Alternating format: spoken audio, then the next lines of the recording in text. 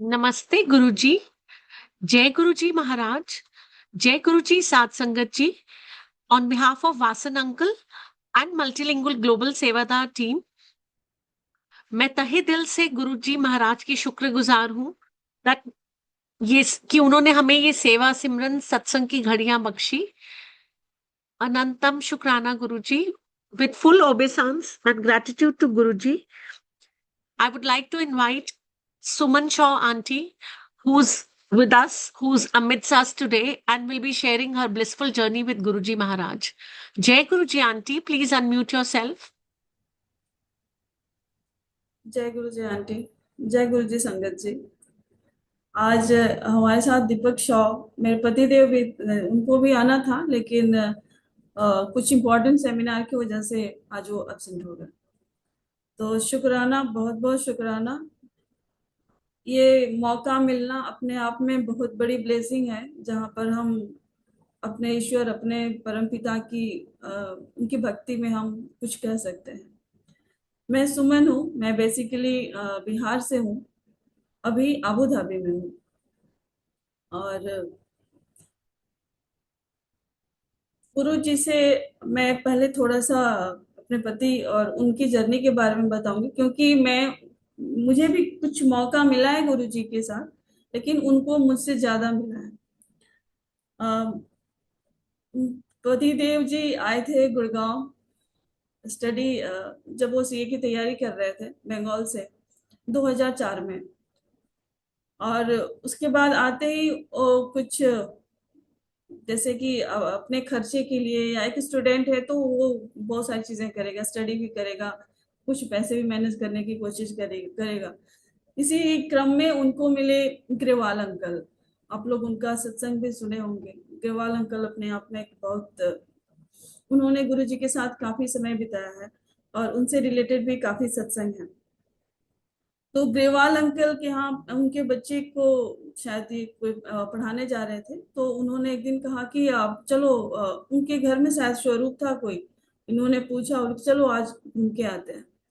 तो उन्हीं के थ्रू ये गुरु जी के यहाँ, यानी कि एम्पायर स्टेट, वहां पर ये गए और धीरे धीरे वो कनेक्टिविटी बनी।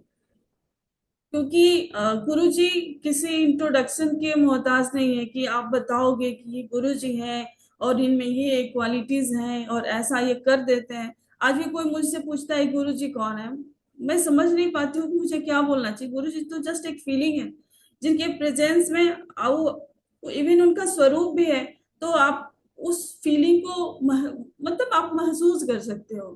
तो यहाँ पर डिफरेंट, कंप्लीटली डिफरेंट चीज है। आपको कुछ भी क्वेश्चन आंसर बताना सुनना जैसा कहीं कुछ नहीं है। अगर जब गुरुजी थे, उनके पास जितनी भी संगत जाती थी, वो तो बस जाती थी और वहां से वो ऑटोमेटिक ही पूरी की पूरी भर के आती थी। तो गुरु जी के पास इनका भी बीच बीच में आना जाना होता रहता था। और कभी बहाने भी हो गए कि चलो अभी थोड़ा सा समय है तो चलो गुरु जी के यहाँ से हो आते हैं। हालांकि Gurgaon and empire state Delhi एक डिस्टेंस है, लेकिन फिर भी जब भी उधर दिल्ली जाना हुआ तो वो चले जाते थे। एक बार ये हाँ, थैंक यू ग्रेवाल अंकल। अभी हम उनके कांटेक्ट में नहीं है, लेकिन हमारी लाइफ का जो सबसे बड़ा क्रेडिट जाता है, जो साक्षात ईश्वर से हमें मिलवाए, वो ग्रेवाल अंकल है। तो उनका हम कितना भी शुक्राना करें वो बहुत कम है। तो ग्रेवाल अंकल के लिए हमारा बहुत बहुत बहुत बहुत आभार है, हमेशा है।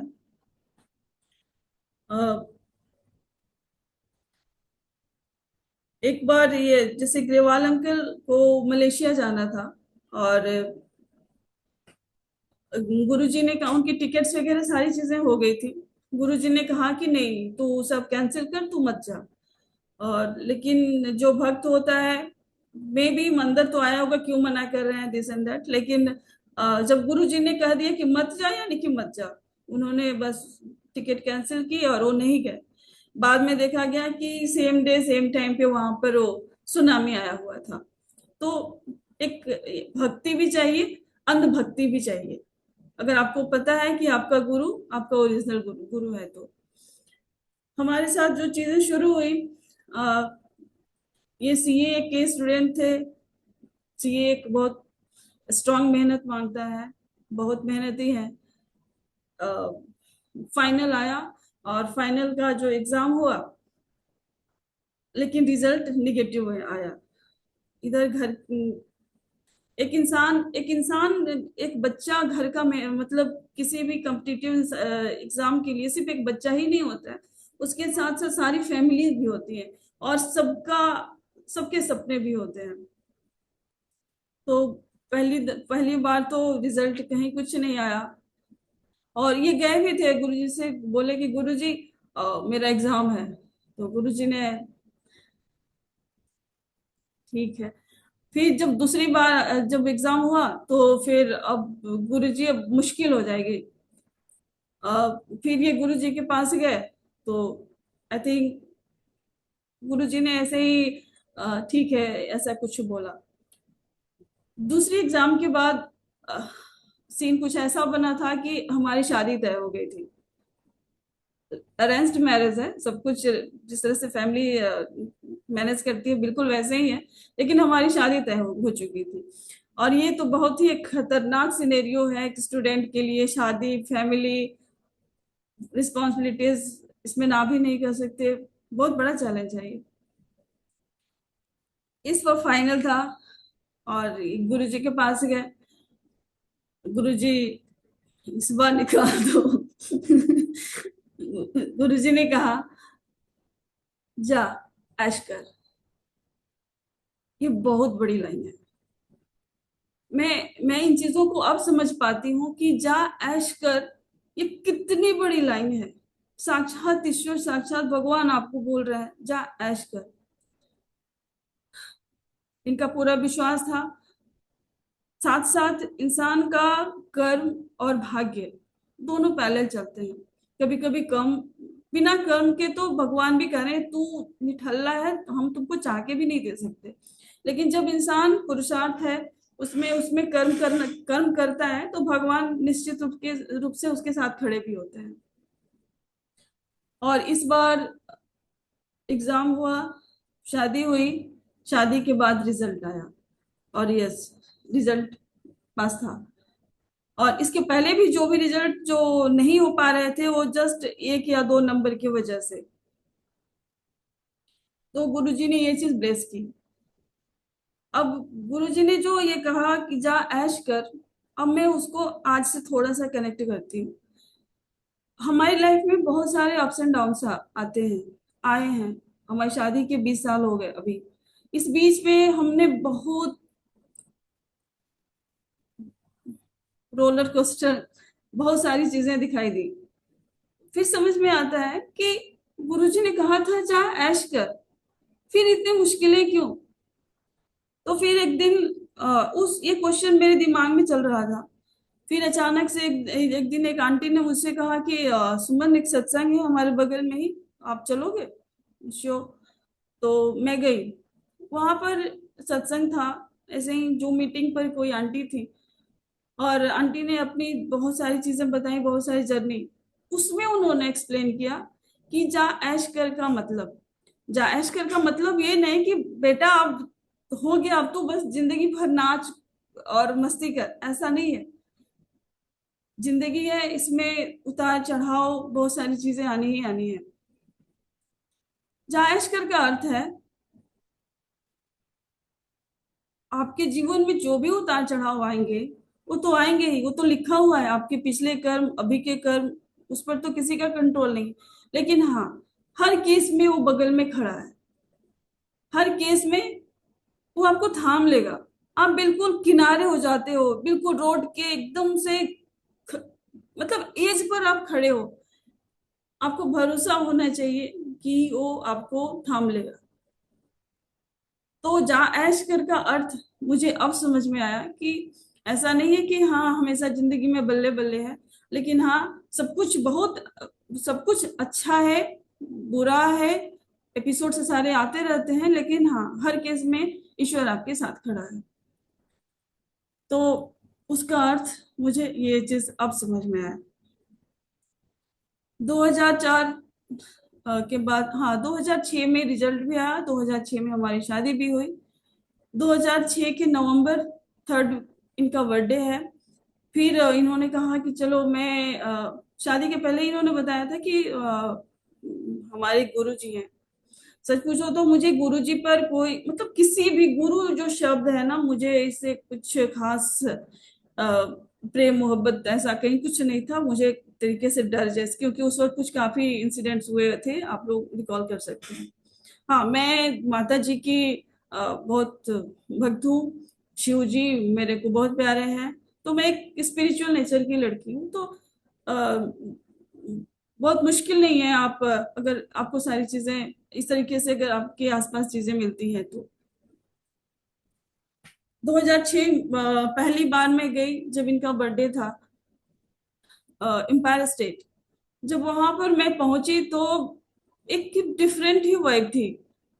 मैं बस फॉलोवर थी, पति के पीछे पीछे जाने वाली। मुझे कुछ भी नहीं पता कौन है गुरुजी, क्या है गुरुजी, एबीसीडी नथिंग। बट हाँ, मुझे इतना पता है कि उनको मानते हैं तो निश्चित रूप से कुछ कुछ अच्छा ही होगा वहां पर। तो मैं वहां पर पहुंची, वहां का जो ऑरा था, बिल्कुल बिल्कुल डिफरेंट था। और हाँ, मैं जब अंदर घुसी तो मुझे एक चीज तो लगी, निगेटिव फीलिंग अपने इंसान होने का। बहुत दियो मारे हैं, बहुत फ्रेग्रेंस है, बहुत वो क्या, जैसे कि हमारे घर में होता है ना, रूम फ्रेग्रेंस, रोज का फुसफुस चारों तरफ हमारा, और घर हमारा पूरा खुशबू से भरा हुआ होता है। मैं अंदर गई बहुत सुंदर सुंदर सब कुछ लगा। आंटीज थी, अंकल थे, सभी लोग बैठे थे। लेकिन ये जो खुशबू थी इतनी स्ट्रांग थी, मुझे लगा कि बहुत तेज चारों तरफ ये फ्रेग्रेंस फैलाया गया है। ठीक है, मैं वहां पर बैठी, अ, शब्द बज रहे थे, मेरे पल्ले कुछ भी नहीं पड़ रहा था, क्योंकि मैं पंजाब और ये सब जो कनेक्शन है मेरे से बिल्कुल दूर थे।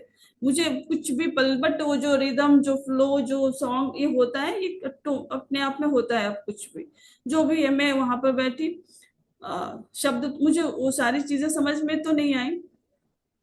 बैठी, लास्ट में वो लंगर प्रसाद आया, एक ही थाली में 4 जन, और उसमें था लड्डू। लड्डू बहुत टेस्टी था। और उस दिन मुझे घर पर खाना भी नहीं बनाना पड़ा था, एक मेरा एक ये भी था। तो ये अच्छा लगा, इतना टेस्टी लड्डू भी और सुंदर सब कुछ। तो मेरा पहला जो था ना, कुछ ऐसा ही। फिर एक बार और, फिर दूसरी बार हम गए, दिमाग में था लड्डू। दूसरी बार गई। इस बार जाने पर क्या हुआ कि मेरे जो रोए हैं ना, वो खड़े हो रहे थे। और पता नहीं क्या हो रहा था, जैसे कि मतलब मेरे कंट्रोल में कुछ नहीं था, मेरे से आंखों से आंसू आ रहे थे। हाँ, सामने गुरुजी बैठे होते थे, सुंदर सा ड्रेस पहन के, और उनको देखूं तो वो मेरे को ही देख रहे होते थे। तो समझ में नहीं आता था क्या है, लेकिन मेरे को ना एक अजीब सी फीलिंग होती थी, एकदम सिहरन, पता नहीं क्या। और उस वक्त दिमाग में ऐसा कोई थॉट नहीं कि मेरे घर, वैसे घर, ये बाहर की दुनिया की जो भी चीजें होती है ना, ऐसा कहीं कुछ नहीं था। मैं बिल्कुल ब्लैंक थी, और मेरे साथ कुछ हो रहा था। अब वो क्या हो रहा था, आंसू आ रहे थे, और पूरा एक अजीब सा बॉडी में अंदर कुछ हो रहा था, और गुरु जी सिर्फ मुझे देख रहे थे।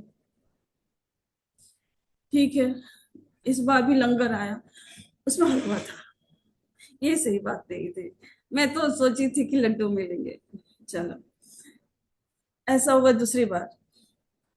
फिर एक बार जब मैं गई तो मेरे को इस बार भी जब मैं गई तो सेम वे में सारी चीजें हो रही थी। इतना तो पता चल गया था कि ये कोई नॉर्मल जगह नहीं है, ये बहुत, ये है यहाँ पर कोई पावर, कोई शक्ति, ऐसा तो कुछ है। फिर मैं वहां गई, इस बार सभी लोग बैठे हुए थे। लास्ट में जब विदाई का जब समय होता है, तो सभी लोग गुरुजी को जाके साष्टांग प्रणाम कर रहे थे, और बहुत लोग गुरुजी से बहुत बातें भी कर रहे थे। गुरुजी जैसे कि कोई कुछ मतलब गुरुजी या तो उनको बुला के कुछ कान में से कुछ बात करते थे, या लोग उनसे जाके अप्रोच लेते थे, गुरुजी ये बात वो बात, ऐसा वैसे। तो इस बार मुझे था कि मेरे से भी गुरुजी बात करें। मुझे भी बात करनी है। मैं पूरे लाइन में खड़ी हूँ, मेरे आगे हस्बैंड है, और मेरे दिमाग में यही चीज चल रही है कि गुरुजी मेरे से बात करो, गुरुजी मेरे से बात करो। भगवान की दया से ऐसा कहीं कुछ नहीं था, कोई प्रॉब्लम कि हाँ मेरा ये ठीक कर दो, वो ठीक कर दो, वैसा वैसा, नथिंग, एवरीथिंग वाज फाइन। बस मैंने ये गुरु जी से प्रे कर रही थी, गुरु जी मतलब आप जो भी हैं आप भी मेरे से बात करो, मुझे बात करनी थी, सिर्फ बात करनी थी। मेरा टर्न आया, मेरे आगे हस्बैंड थे, वो झुके, प्रणाम किए। उनके पास वो नन्हा सा मोबाइल था, जो नोकिया, वो उनके पैंट से स्लिप कर गया, नीचे गिर गया। वो आगे बढ़ गया, उनको पता भी नहीं चला। मैं पीछे, मैं आगे बढ़ी, गुरुजी ने मुझे देखा, उठा ले, गिरा दिया। मैंने सिर्फ इतनी इच्छा की थी कि मेरे से बात करो, और मुझे उतना ही मिला। मोबाइल गिरा, और गुरुजी ने मेरे को ही बोला ना, मुझसे ही बात की ना, गिरा दिया, उठा ले। मैंने मोबाइल उठाया, नमो किया, मैं बाहर निकल गई। उसके बाद जो भी हम लोग फिर वापस जो घर आ गए। अब अभी कई बार सत्संग होता है तो सभी बोलते हैं कि हाँ आंटी आप गुरु जी से मिले हो, आप कुछ शेयर करो। मैं सोचती हूँ कि मैं क्या शेयर करूं, मैं तो गुरु जी के साथ, मेरा ऐसा कहीं कुछ नहीं कि हाँ गुरु जी मेरे से पैर दबवाए हैं, मेरे से बातें किए हैं, मेरे साथ ऐसा हुआ है वैसा हुआ, ऐसा कहीं कुछ नहीं। मैं तो बस उनको समझने में ही मेरा समय निकल गया। तो मेरे पास ऐसा कुछ है ही नहीं, अगर सत्संग के नाम पर है तो सिर्फ इतना ही है, मोबाइल गिर गया, और मोबाइल गिर गया उठा ले। आखिर इसका क्या अर्थ होता है? फिर एक दिन ये सब रिसेंट, ये सारे मतलब क्या पिटारा खुला है कि इसका मतलब क्या है। फिर एक दिन मैं ऐसे ही सोच रही थी, या फिर कहीं सत्संग में थी, कहीं कुछ था कि ये चीज अचानक से मेरे दिमाग में आई, या कहीं से मैसेज था, आई डोंट नो। बट इसका मतलब ये है, बात बहुत सिंपल सी है, कि अगर मेरे से गुरुजी से कोई बात हुई है कि वही मोबाइल गिरा है उठा ले, इसका सिंपल अर्थ यही है कि आप जब ईश्वर के सामने, गुरुजी के सामने, अपने भगवान के सामने आप बैठे हो और उनसे बातें कर रहे हो, तो बातें आपकी सुन रहे हैं। मेरे अंदर भी ऐसा होता है कई बार कि मेरी बात सुन भी रहे हैं, मैं इस परेशानी में हूं, क्या उनको समझ में आ रहा है, ऐसा होता था। तो ये जो मोबाइल गिर के उठाने का अर्थ बहुत बृहद है, बहुत बड़ा है। इसका अर्थ यही है, मैं सुन रहा हूँ, और ये अपने आप में बहुत बड़ी बात है। वो आंसर नहीं करते, रिप्लाई नहीं करते, आपको बोलते नहीं, आपको कुछ हिंट नहीं देते, वो कुछ भी नहीं करते, बावजूद वो सब कुछ कर रहे हैं। वो कभी पता ही नहीं होने देंगे कि हाँ ये सब कुछ मैंने किया, जरिया कुछ और बना देंगे, अपने आप को बीच में कभी लाएंगे ही नहीं। तो मेरा जो है गुरु जी के साथ जो बातचीत सिर्फ इतनी ही है, और उसका जो अर्थ है, मुझे जो समझ में आया वो अब आया है कि ये यही अर्थ समझ है कि वो सब कुछ सुनते हैं। उसके बाद मेरी जो अगली जो भेंट हुई थी गुरु जी से 2007 में, मैं तो 6 में वहां पर पहुंची, और 6 नवंबर, और ये फिर 7 जुलाई, सॉरी, हाँ, और गुरुजी फिर साथ में फिर चले भी गए। तो एक, हाँ, उस बार महाशिवरात्रि था, और मैं महाशिवरात्रि बचपन से ही कर रही हूँ, आई थिंक जब से मुझे होश हुआ होगा, जब से मैं घर में देख रही हूँ। तो उस दिन हम लोग व्रत करते हैं और फलाहारी रहते हैं, शिव जी को जल चढ़ाते हैं, हमारे हर हिंदू फैमिली में ऐसा ही होता है। तो मैं भी व्रत थी, और इन्होंने बोला कि आज गुरु जी के मंदिर में महाशिवरात्रि बहुत अच्छे से मनाया जाता है, और वो नया गुरु जी का बड़े मंदिर वो बना हुआ है, हम आज वहां पे चलते हैं। आई थिंक ये मेरा फर्स्ट विजिट था अ, बड़े मंदिर का वहां पर। लेकिन वहां पर था, वहां पर तो फिर खिला देंगे, मुझे अन्न खाना पड़ेगा, रोटी सब्जी पूड़ी ऐसा कुछ होगा। फिर ये बताया कि नहीं वही प्रसाद होता है। चलो, दिन भर तो हम व्रत रहते ही हैं। अब जब वहां पर, क्योंकि एक फीलिंग तो डिफरेंट थी, आप वहां पर ब्लाइंडली उस चीज को फॉलो कर सकते थे।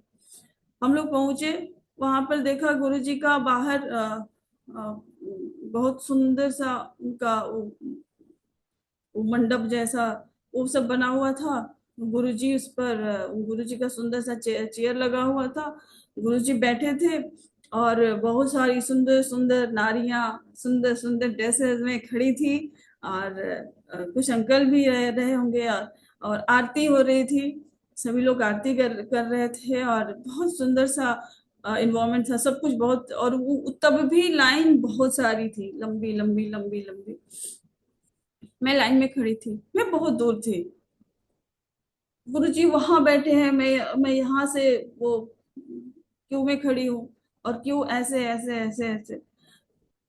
मैं देख रही हूँ कि गुरुजी मुझे ही देख रहे हैं, और इतनी भीड़ में भी गुरुजी मेरे ऊपर फोकस कर रहे हैं, वो मुझे देख रहे हैं, और मैं रोए जा रही हूँ। मेरी आंखों से आंसू आ रहे हैं, और गुरुजी भी मुझे देख रहे हैं। ये चीज समझ में नहीं आ रही हो क्या रहा है। मैं तो घर से बिल्कुल फ्रेश निकली हूँ, चमकते हुए, कहीं कुछ परेशानी दुख तकलीफ ऐसा कहीं कुछ है नहीं, कहीं कोई दिक्कत नहीं है। और मैं यहाँ पर लाइन में खड़ी हूँ, और मैं रोए जा रही हूँ, रोए जा रही हूँ। और गुरुजी मुझे देख भी रहे, इतनी भीड़ में वो मुझे देख रहे हैं, ये कितनी बड़ी बात है। फिर फिर मुझे वही होने लगा कि सभी लोग आरती उतार रहे हैं, तो खैर अ, फिर हम लोग गए, और फिर वहां तक इस बार सभी लोग स्टेज के ऊपर थे। हम लोग नीचे से ही उनको नमो किए, क्योंकि भीड़ तो देवल से ही ज्यादा होती है। फिर वहां से हम, फिर जो भी लंगर प्रसाद और बाकी जो चीजें होती हैं वही, और हम लोग घर वापस। अब हम लोग बाइक से जाते थे, और वहां पर बाइक्स तो बहुत कम ही होती थी बड़े मंदिर में, जहां देखो तहां बड़ी बड़ी अच्छी अच्छी चमचमाती हुई कारें। और हम लोग तट तट तट तट बाइक से जा रहे होते थे। फिर लगता है गुरु जी ठंड भी लगती है, गर्मी भी लगती है, ठीक है। तो ऐसा नहीं है कि हाँ गुरु जी चाहिए जैसा, लेकिन जब हम वहां पर पहुंचते थे ना, जहाँ पार्किंग होती है, तो वहां पर हमारी एक इकलौती सी बाइक होती थी, तो थोड़ा सा ऑड तो जरूर लगता था।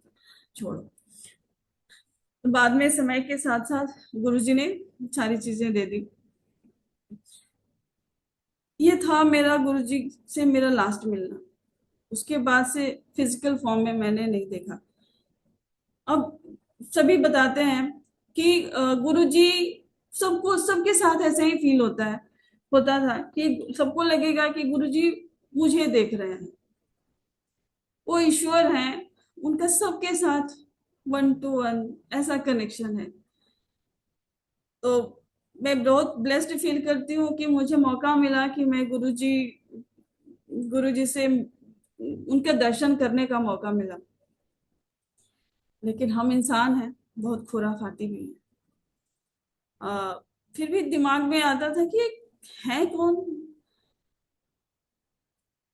समझ में नहीं आता कभी कुछ दिमाग में ऐसा। तो मैं सोमवार का व्रत करती थी। आई थिंक ये 2010 की बात है। तब हम, आई थिंक, बच्चे छोटे थे, तो मैं फिर मंदिर जाना वगैरह ये सारी चीजें रुक गई थी। तो मैं व्रत थी, और उस रात को मैं सोई, जिस दिन मैं सोमवार की रात को, सोमवार का व्रत था, रात में मैं सोई, और मैं सपने में देख रही हूँ कि मैं, हमारे घर के बगल में ही मंदिर था शिव जी का, और वहां पर मैं गई हूँ और जल चढ़ा रही हूँ शिव जी को, शिवलिंग पे। मैं सपने में शिवलिंग पे जल चढ़ा रही हूँ, और देख रही हूँ कि मैं ऐसे जल चढ़ा रही हूँ, और नीचे शिवलिंग ना होते हुए वो शिव जी का सर है, ऐसे ही बिल्कुल, क्योंकि उनका सर भी तो आप पीछे से देखोगे तो शिवलिंग की तरह ही लगता है पूरा। तो जो भी हो, मैं जल चढ़ा रही हूँ शिव जी को, और जल पड़ रहा है शिव जी के हेड को। अरे शिव जी, मतलब मैं सपने में थोड़ा, अरे ये गुरु जी कहाँ से, और गुरु जी का सर, उनके ऊपर में पानी। अब सपने में जो भी फीलिंग हुई हो, लेकिन जब मैं उठी तो मुझे लगा मैं बिल्कुल रिलैक्स्ड। ये मेरे शिवजी हैं, ये मतलब इतना अच्छे से भगवान ने डिफाइन कर दिया। हम इंसान बहुत अच्छे से बहुत सारी चीजें नहीं कर सकते। ऐसा एग्जाम्पल लाना, इस चीज को इतना अच्छे से एक्सप्लेन करना, सिंपल से एक एक ही सीन में उन्होंने सब कुछ क्लियर कर दिया कि यस, ये मैं हूँ, तुम्हारे शिव जी भी मैं हूँ, और ये तुम्हारे गुरु जी भी मैं हूँ। तो उस दिन से लगा कि ये है मेरे शिव जी, ये है मेरे गुरु जी। तो अब पहले क्या था, पहले शायद गुरु जी मुझे अपने तरफ करने की मतलब उनका एक अपना ऑरा, उनकी एक अपनी शक्ति थी जो मुझे खींचती थी। वहां पर जाकर एक डिफरेंट जो फील होना, उनका हमेशा मुझे देखना, एक वो डिफरेंट वातावरण, ऑरा, ये सब गुरु जी का था। लेकिन अब इस एपिसोड के बाद मुझे लगने लगा कि ये मेरे गुरु जी हैं, ये मेरे शिव जी हैं। तो अब हुआ कि अब दोनों तरफ से एक जुड़ाव महसूस होने लगा। तो ये इस चीज ने इस एक छोटे से स्वप्न ने मेरे को कंप्लीटली पूरा पूरे सीन को डिफाइन कर दिया। एक बार मैं, हस्बैंड और देवर, हम लोग उस वक्त कुछ खास किसी खास वेबसाइट पर या पता नहीं, वो सुना जाता था शब्द, उनके शब्द अवेलेबल होते थे। तो हम लोग घर पर आके हम लोगों ने वो शब्द चला दिया। आई थिंक 1 घंटा 2 घंटे का होता होगा।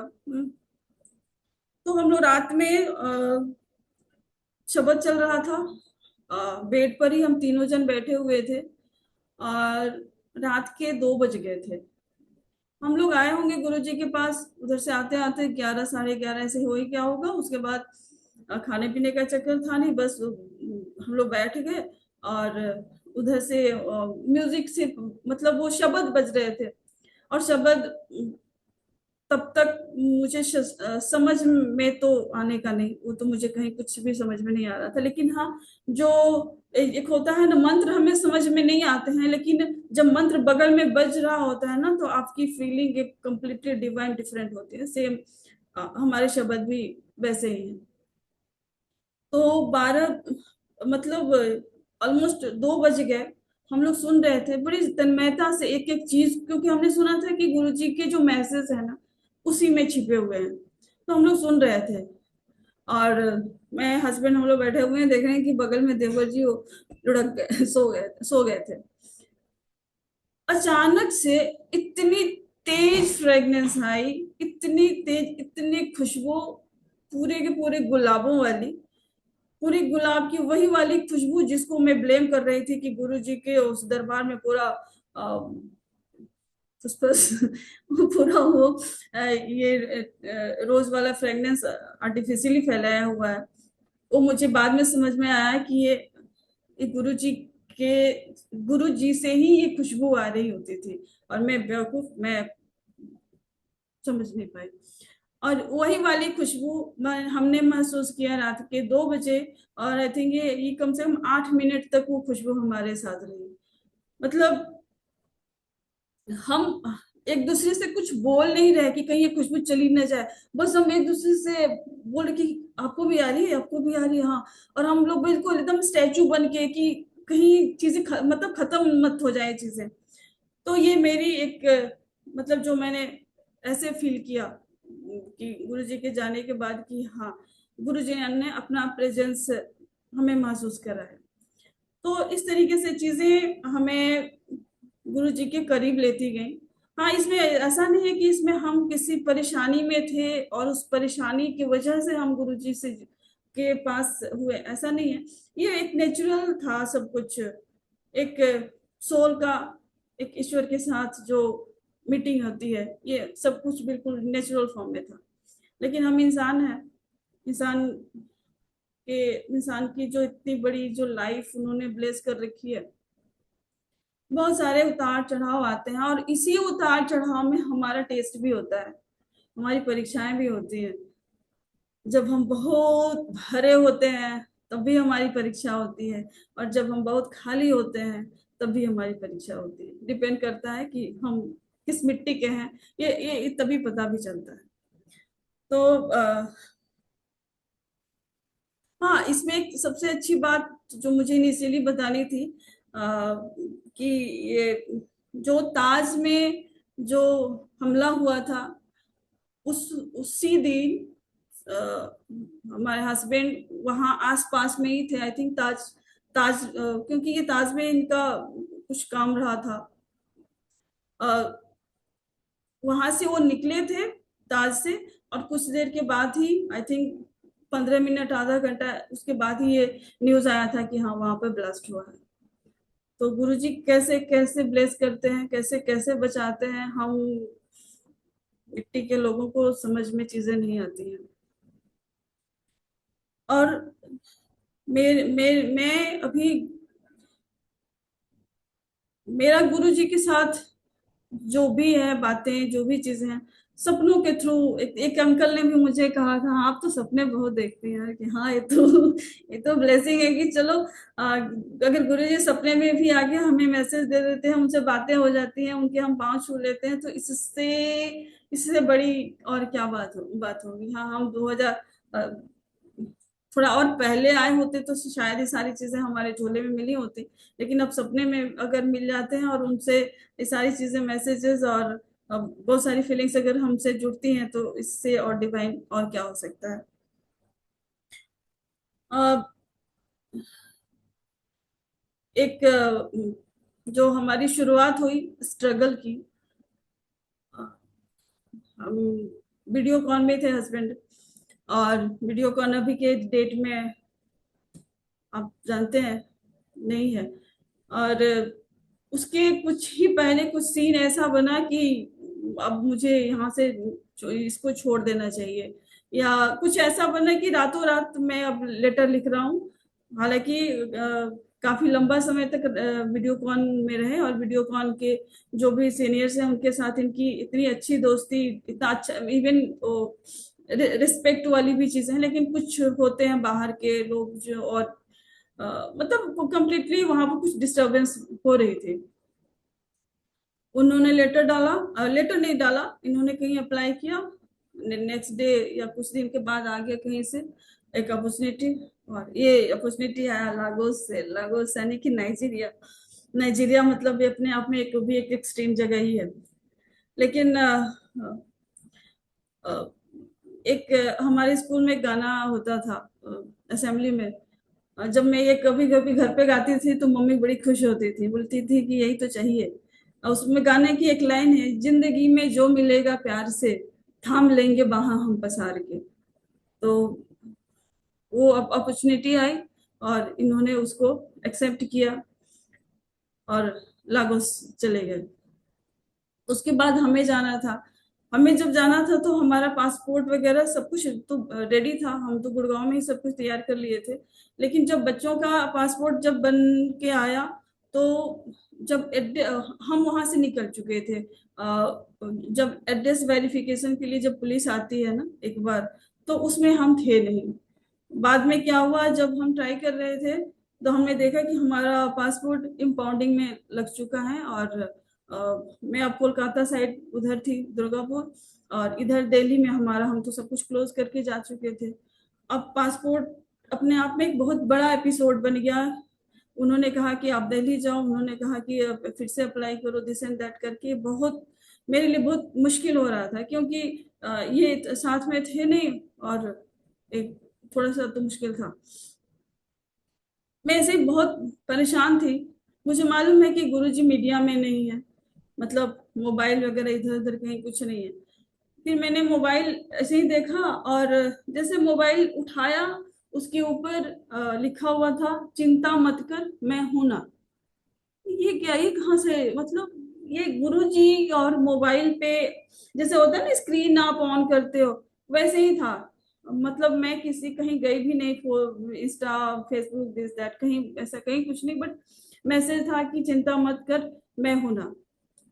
उसके बाद चीजें, मेरा एक दोस्त वो आईएएस है, तो उसके बाद चीजें इतनी अच्छे से मैंने उसको कांटेक्ट किया, वो किसी और से, फिर चीजें इतनी स्मूथली सारी चीजें हो गई कि बस मतलब लास्ट में पीआरओ बोल रहा था कि आप मतलब जो भी है, काफी अच्छे से चीजें निकल गई। मतलब काफी मुश्किल था, लेकिन काफी आराम से ये सारी चीजें हो गई। जब हम लागोस पहुंचे, वहां पर मैसेज आ रहा था बार बार। आजकल थोड़ा सा मैसेजेस कुछ मार्केटिंग जैसा भी लगने लगा है कि लोग उसमें एआई फिट कर दे रहे हैं आशीर्वाद देते हुए, दिस दैट, वो बहुत कभी कभी बहुत पैनिक सा भी लगता है। तो वहां पर मैं जब गई तो वहां पर मैसेज था कि गुरुजी सबसे पहले अपने भक्तों को नींबू की तरह निचोड़ लेते हैं, और फिर जो देते हैं उसकी आप कल्पना भी नहीं कर सकते। तो बाद में एक सीन ऐसे रहे कि हम बहुत अच्छे से निचोड़े गए, बहुत अच्छे से निचोड़े गए। लेकिन हर निचोड़ के बावजूद भी हमें पता था कि हमारा मालिक हमारे साथ है। तो इस तरीके से चीजें बढ़ती गई। दूसरा एक एपिसोड आया हेल्थ को लेके। हस्बैंड को डायबिटीज है, और ये इसके टच में आ गए थे 2014 के अराउंड। उसके बाद थोड़ा सा फुडी होना, थोड़ा सा डिसिप्लिन इधर उधर होता है। तो और आज के डेट में जो भी हमारा लाइफ स्टाइल है, ये बहुत इजी है किसी के लिए भी, मतलब डायबिटीज और शुगर और बीपी इन सब चीज गिरफ्त में पड़ना। तो मैं बहुत परेशान थी। बहुत बहुत टफ होता है कि आपके घर में कोई उसको उसका खाना, आप सब कुछ खा सकते हो लेकिन आप उसको, आप ये नहीं खाओ वो नहीं खाओ, तो पूरा घर बहुत डिस्टर्ब होता है और स्ट्रेसफुल भी सब कुछ चीजें होती हैं। एक बार मैंने देखा सपने में कि गुरुजी हैं। अब मेरे साथ गुरुजी का जो भी जर्नी है ना, सपने से ही ज्यादा है क्योंकि इसी में ही आते हैं। तो मैं अपने गांव में हूँ, और वहां पर गांव के बिल्कुल उधर जहां पर सिर्फ खेत होते हैं, और सिर्फ सिर्फ खेत होते हैं और सिर्फ पानी वानी, बिल्कुल एज ऑफ द विलेज आप कह सकते हैं। वहां पर एक जगह है, वहां पर एक कुटिया है, वहां पर गुरुजी पहुंचे हैं। और गुरुजी हैं, और वो सफेद कुर्ता पजामा पहने हुए हैं, और उनके साथ उनकी और संगत भी है। और वहां पर वो कुर्सी पर बैठे हुए हैं, वो लकड़ी वाली जो कुर्सी होती है। और बहुत लोग लाइन में क्यू में खड़े हैं। तो वहां पर वो पहुंचे हैं। हमारे गांव की एक दादी हैं जो काफी स्पिरिचुअल हैं, जो हमें बहुत सारी स्टोरी सुनाती थी। तो उनके लिए वो पहुंचे हुए हैं। तो वहां पर मैं भी थी। मैंने कहा, वो मैं भी खड़ी थी। गुरुजी ने कहा, क्या? तो मैंने कहा, गुरुजी देखिए ना, इनका शुगर कम ही नहीं होता है। ऐसे ही मतलब जैसे कैजुअल। तो उन्होंने कहा कि ठीक है, मतलब तू लाइन में खड़ी रह। मैंने, मेरा यही था कि गुरुजी देखिए ना, इनका शुगर कम ही नहीं होता है, लाइन में खड़ी रह। उसके बाद बरसों बीत गए। नंबर्स बहुत मुश्किल से कम होते थे। हालांकि हम काफी डिसिप्लिन्ड लाइफ प्रिफर कर रहे थे, लेकिन बावजूद ऐसा हो रहा था जैसे कि चीजें ठीक नहीं हो रही। हम नेचुरली चीजों को कंट्रोल करना, योगा, बहुत सारी चीजें।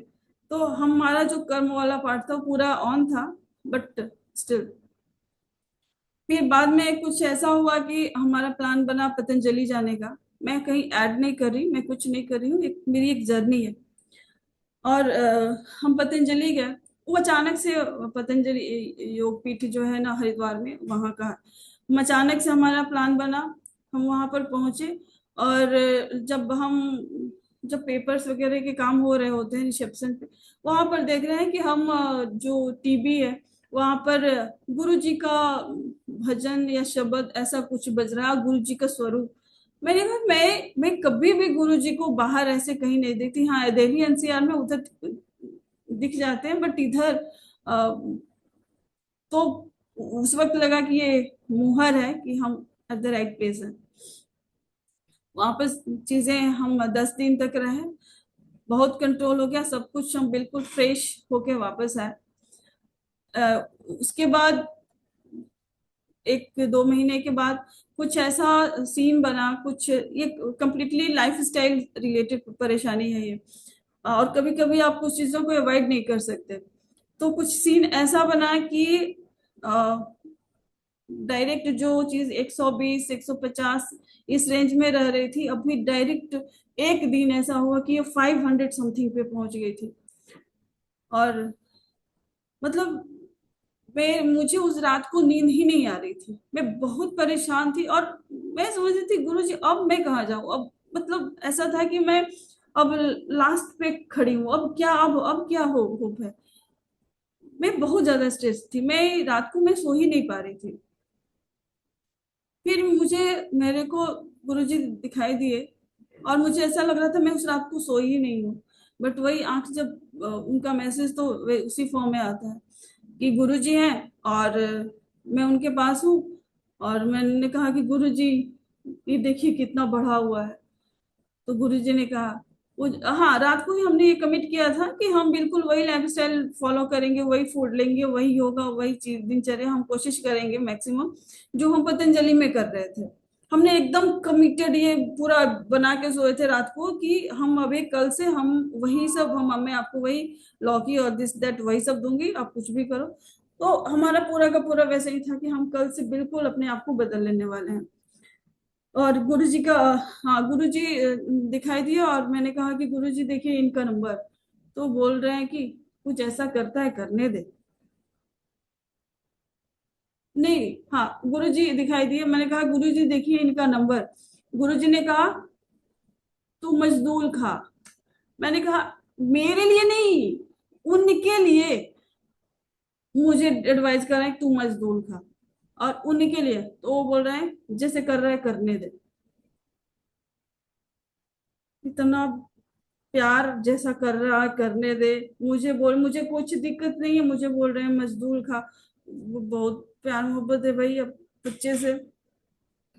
फिर बाद में कुछ सीन ऐसे बने कि कुछ लाइफ हम चेंज वाला बना, जगह हमारा चेंज हुआ।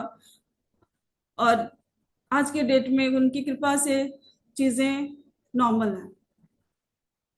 मतलब ये जो अभी जो चीजें, मतलब अभी उनका जो शुगर वाली जो प्रॉब्लम है ना, ये ब्लेसिंग है। उन्होंने कहा जो कर रहा है, अब मैंने उनको रोकना टोकना बिल्कुल छोड़ दिया। अब ये खाओ, अब वो खाओ, नहीं खाओ, मुझे कोई फर्क नहीं पड़ता। और वाकई ऐसा कुछ नहीं है, इतने वो छोटे बच्चे से थोड़े ना है कोई, लेकिन फिर भी पहले मेरी आदत हो गई थी, मतलब अगर हाथ में लड्डू है ना तो अरे मेरे को भी आधा दे दो। तो कुछ वैसा था, लेकिन अब जी ले अपनी जिंदगी। जब गुरु जी ने ही कह दिया कि उस जो कर रहा है करने दे, तो भगवान की उनकी कृपा ऐसी हुई कि नाउ एवरीथिंग इज फाइन। मैंने कहा हमारी एकता आंटी हैं जो अबू धाबी में है, वो बहुत ही एक्टिव संगत है, मैं तो उनको बहुत बड़ी साध्वी समझती हूँ। मैंने उनको बताया, उन्होंने पूछा कि आंटी अब अंकल कैसे, अभी हम लोग शारजा में आ चुके हैं। तो मैंने बताया, तो उन्होंने बताया कि कभी कभी गुरुजी हमारा जगह चेंज करके भी हमारे कष्टों को दूर करते हैं। तो उनकी कृपा है, हम जब से यहाँ पर हैं चीजें अ, बदल गई हैं। मतलब हेल्थ वाला पार्ट बहुत, हाँ, मुझे मजदूर खिलाते हैं, मेरे पैर वगैरह में दर्द था वो सब कुछ ठीक हो गया है। तो बस उनकी ब्लेसिंग्स को एंजॉय करना, और अपने आप को एक नन्हा सा बच्चा समझ के हमेशा उनको सरेंडर करते रहना। अ, मुझे लगता है कि बस यही भक्ति है। और भक्ति के साथ साथ इंसान का कर्म का साथ होना बहुत जरूरी है। अगर कर्म नहीं होगा तो हम भगवान के सामने चिल्ला भी नहीं सकते। हम मैं तो कभी कभी ऐसा लगता है मैं तो भगवान से लड़ती हूँ, बात भी नहीं करना है ठीक है, मतलब हम एक रूडनेस भी हम दिखा सकते हैं जब हम अपना वाला पार्ट सही कर रहे होते हैं। तो सत्संग, और हाँ, अ, कल हम सुबह के समय हम एक सत्संग में गए हुए थे। 5 बजे अमृत वेला थी। वहां पर सत्संग के आखिर में होता है कि आपको किसी को सत्संग सुनाना है। मेरे हस्बैंड बोल दी सुमन तुमको कुछ सुनाना है। तो मैंने पूरा वैसे ही उठा के कहा कि नहीं अभी सब ठीक है। तो मैंने मना ही कर दिया। और आज सुबह में ही आज था कि हाँ आज मुझे सत्संग करना है। तो ये सत्संग ये आया है मेरे लिए, ब्लेसिंग बन गई कि मैं इस सत्संग को सुना पा रही हूँ। और निश्चित रूप से मेरे सत्संग में कुछ ना कुछ ऐसा मैसेज जरूर होगा जो किसी को उसकी जरूरत होगी। हम्म। एक और सत्संग मैं शेयर करती हूँ। मेरे सत्संग में सपने ज्यादा है। मैं दुर्गा माता की बहुत बड़ी भक्त हूँ, फैन हूँ, जो भी आपको उनकी अच्छी बच्ची हूँ। एक बार मैंने सपने में देखा कि माता जी हैं और वो मुझे एक गले लगा रही हैं बड़े प्यार से। और उनकी साड़ी है पिंक कलर की, पिंक कलर की शाइनिंग वाली साड़ी। क्रेप वगैरह जो आप कहते हैं बढ़िया वाली, और उस पर से गोल्ड का लेस, इतना इतना क्लियर सपना। और वो वैसे में वो ड्रेस की हुई है और मुझे गले लगाने। अब सोचिए आप, कितना प्यारा, कितना डिवाइन फीलिंग होगी आपकी। मैं सुबह में उठी, वाह माता, मैं थोड़ा सा, मुझे लगता है कभी कभी गुरु जी के आगे मैं माता जी को थोड़ा सा कम अटेंशन देती हूँ। दूसरे दिन था सत्संग था हमारे खन्ना अंकल के यहाँ।